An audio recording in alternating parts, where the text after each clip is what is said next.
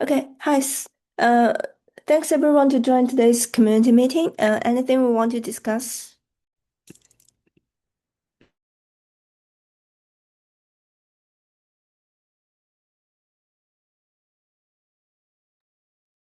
I, I think I can bring one point up. We shared something, I'm not sure if we shared it on that Kubevela channel, but we have been working on this Q validation feature. And what I am interested in is the feasibility of validating parameters of components, required parameters of component, let's just say before creating the application. So as an example, if component has some required parameters and one of them is initialized as an output after we read it from config map or some other Kubernetes resource. So I don't think that we can currently validate it, but I would like to know if that's even feasible, if it's even possible before creating the application, like in validating webhook itself. Is it possible to check if all the required parameters have been initialized for all the components? Wouldn't that be, sorry, maybe a misunderstanding, but the component definition itself states whether parameters are, mandatory or not, and so it wouldn't get through the Yeah, processing, that's if you like, or am I missing something? that's the thing. I don't think that's working out because it fails. If you have a mandatory parameter in component definition, the applications, correct me if I'm wrong here, the application still gets created, but it fails. And then you get the error. Okay, this parameter is not there. Is it possible to do it during validation itself, before the creation of application?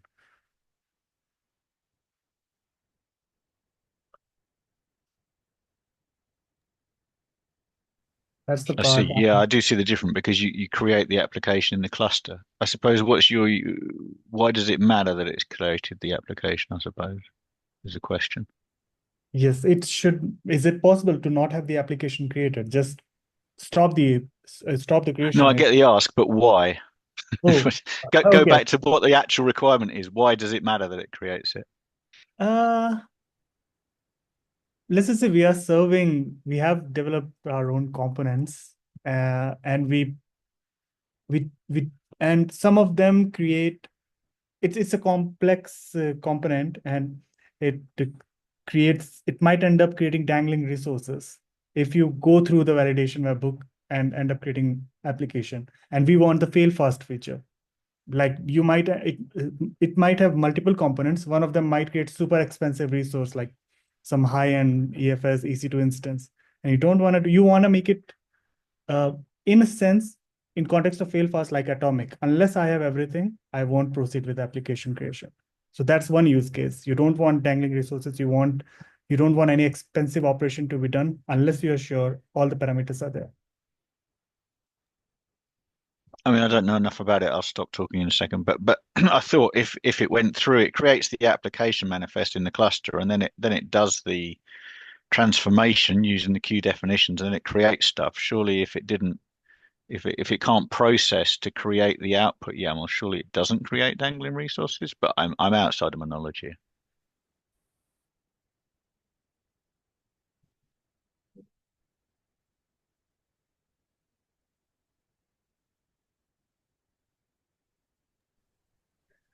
Sorry, but I think Kubevela also provide the capability of dry run, right? In that case, isn't like dry run first to validate the application first and then apply to the production environment would be better? But the dry run doesn't support the workflow step, passing the parameters to the workflow steps, right? So, Right, I understand. I think the point here is that if we don't run it, we can probably if the requirement field is inside of a data passing, if we don't actually run it, we probably won't know if we have this field or not?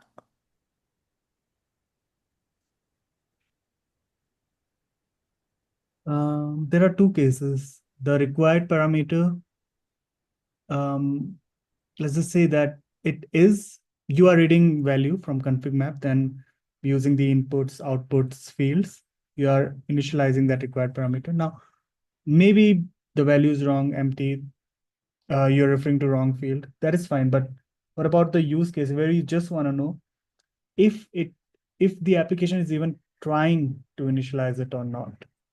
If there is some workflow step at least at least mentions the required parameter. So what I am interested in is it possible to intercept that, like when application is rendered to Kubernetes resources and right before applying, is it possible to intercept it and see all the parameters with their values from all the different workflow steps? So I guess at that point we can validate. I think it would be hard because like during the workflow va verification, like if the workflow is reading from some config map and when the step is rendered, the value probably are not inside of the config map, but there could be possibility that another workflow step is trying to write that value inside of the config map. So in that case, it's not a dry run. It's just Yeah, dry run won't help there. Yeah. oh, so you just want to like verify first and then execute the Yes. workflow step. Uh, I mean, whichever case works. If we have to wait for workflow steps to all be executed and if we have to wait for that, I mean, I guess we can, but I'm wondering if it is possible for any webhook or the controller to know that this parameter is being initialized in some workflow step. Or would that be a completely new logic we will have to implement from scratch?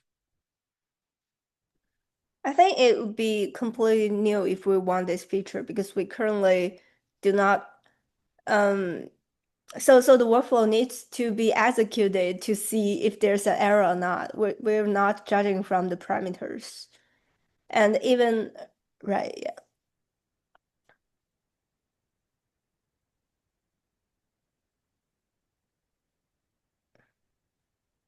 Isn't the whole nature of the sort of queue and the way that it works so that the rules can come in anywhere, so it's not straightforward to work out if a parameter is mandatory, if you see what I mean. You kind of almost have to do the Mm. rendering before you know if there's a problem. Which would mean the execution of all the steps, right? Well, yeah, or yeah, the steps, but you could, before you actually do it as a real execution and create the stuff in the cluster, I guess you could effectively run a dry run, but yeah, yeah, kind of. Again, I thought even allowing for that, I did think that it wouldn't render any actual resources to the cluster until the sort of transformation had happened successfully. Is there a scenario where it can create resources, even if there's a validation error? Oh, uh, you mean the scenario I'm talking about, there won't be any error. So the request will go through validation webhook. So at that point, no error is detected. And you have like 10 workflow steps. And the last one is where you are working with a component with a missing required parameter. So that's where something crashes. So Shijit, correct me here if I'm wrong, but by that time, the first 9 workflow steps would have done the damage. I mean, they would have created the resources, right? Let's see. Yeah. Yep.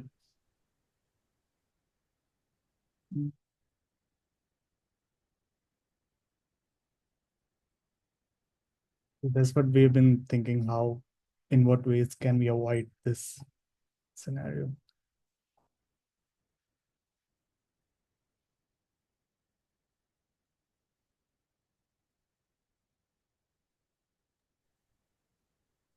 I mean, maybe try and get the simplest repo. I mean, obviously, the most steps that's more than one that isn't 10 is is two.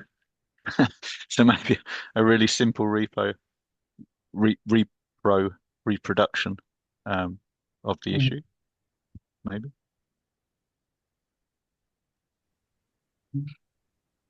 Yeah, do we have this issue inside of community like GitHub issues? Not yet. We'll create one. We were still gathering some more details, like we were diving into validation webhook and controller code. See, we were trying to see if there was a super easy way to just fix it, but turns out there isn't. Yeah, validation webhook only happens when like before you create the application, so probably cannot apply to these cases.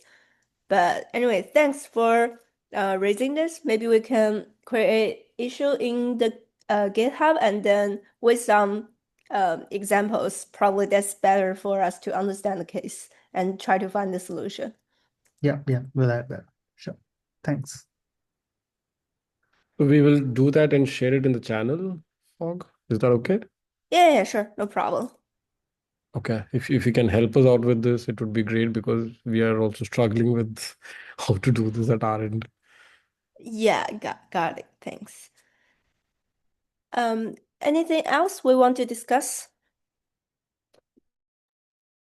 Very brief from me. I don't know if people noticed that on the Kubevela channel, Adrian Mace asked a good question about defaulting, and I published a kind of very simple example of a new trait, a custom trait that would meet his requirements.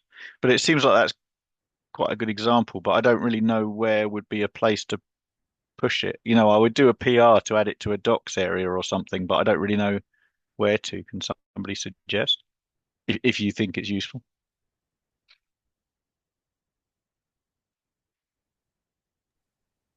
So it's a new trait definition.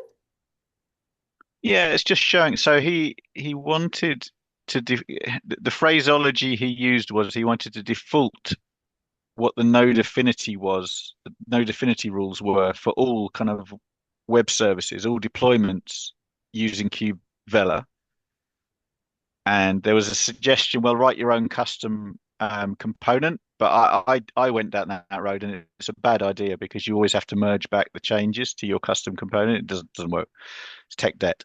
So what I do is I have a company trait, if you like, that we add to all of our workloads, and then I do whatever manipulation I want to do that fits our company in that. But it's just a really simple example of a patching trait.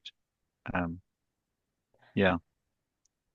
Yeah, that makes sense. It's just I feel like we do have this kind of trait. Let me try to find.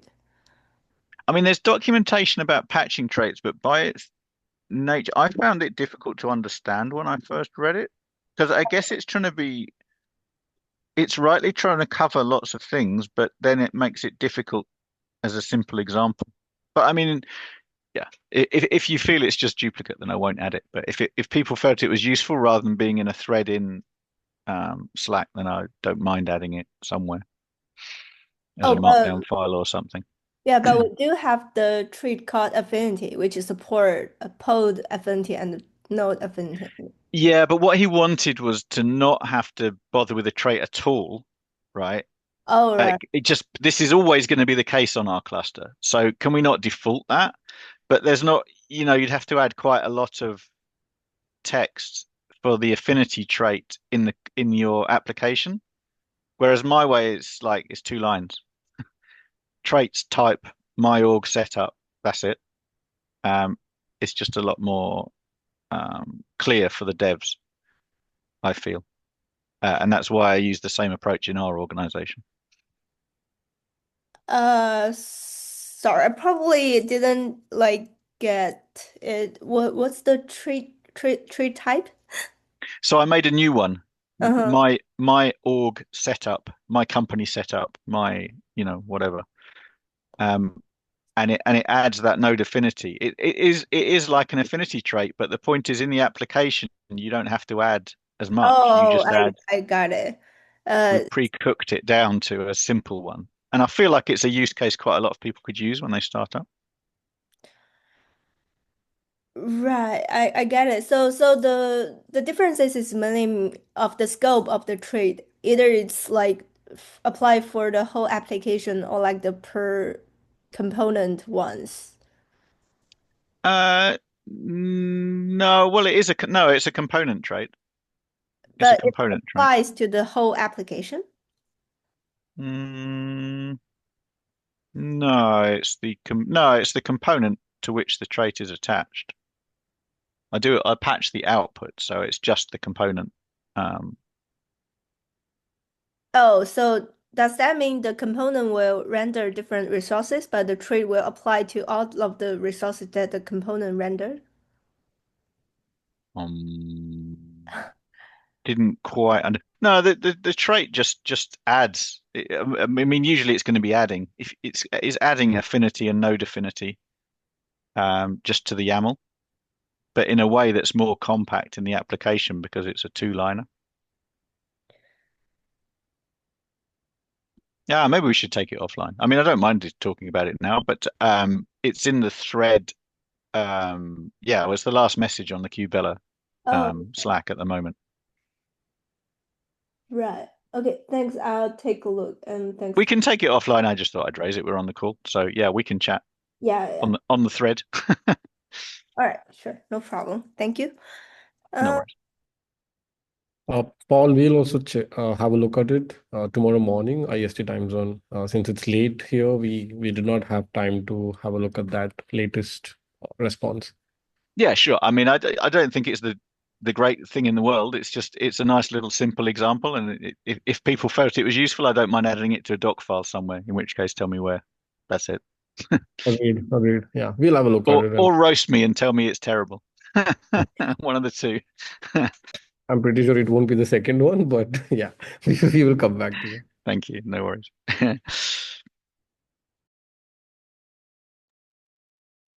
Yeah, I wanted to discuss on the backstage thing. So basically, we were trying to fix the backstage add-on, moving it to the new migration system. So the backstage plugin repo, the PR is merged. Now we need to push the latest package to the yarn repository so that we can use it in the demo repository repo. So I assume, I guess Fog, you have the permission to push it. So can you please help on that?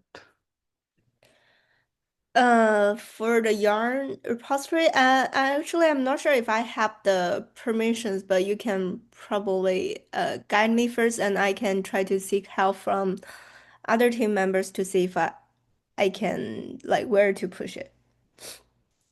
Okay, okay. It's actually in the OAM dev directory. Maybe I can send you the location and All you right. can. Okay, thanks. Okay. All right. Anything else you want to discuss? Yeah, just one more point. Pushparaj, for the PR that you created, Anup wanted to know how you did the testing, right? Would you like to Yeah, do it here? yeah, we tried that locally, but uh, I couldn't run it on a container because I had some problem with the Zscaler thing. I wanted to try that.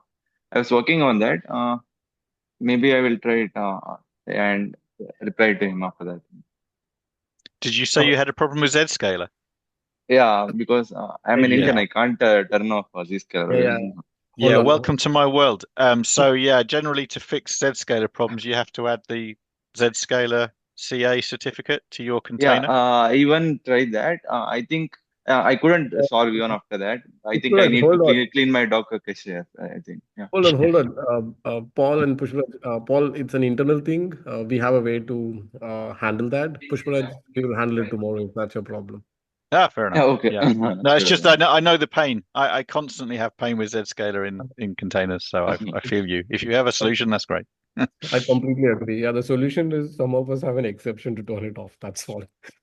I think being Okay, well, too if you don't have that, what you need to do is get hold of the Zscaler CA cert and add it to the container you're trying to run in. It's reasonably simple when you figure it out, but yeah, man, it takes a long time. Yeah, we have tried that as well, but every time you create a local cluster, you need to keep embedding that CA into that cluster creation process. That's Yep. a huge manual task. Yeah. Yeah. So Pushparaj, let's look at it tomorrow if that's your challenge. Okay, sure. Yeah. Yeah. Thank you. And not to mention when the certificate gets changed or updated, then we have to redo the entire thing all over again. Yeah. Yeah.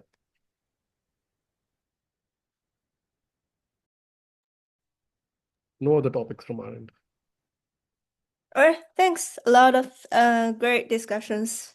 All right, so if there's no other topics, let's wrap this up. Thanks, Phil. Good to hear from you again. Yeah, it's just the time zone change. I didn't realize which time should I take on the community meeting first. Oh, of course. Yeah. Oh, well. But yeah, thanks. Speak to you again soon. Yeah, thank you. All right. Have a Bye. good Yeah, day. bye. Thank you. Thank you.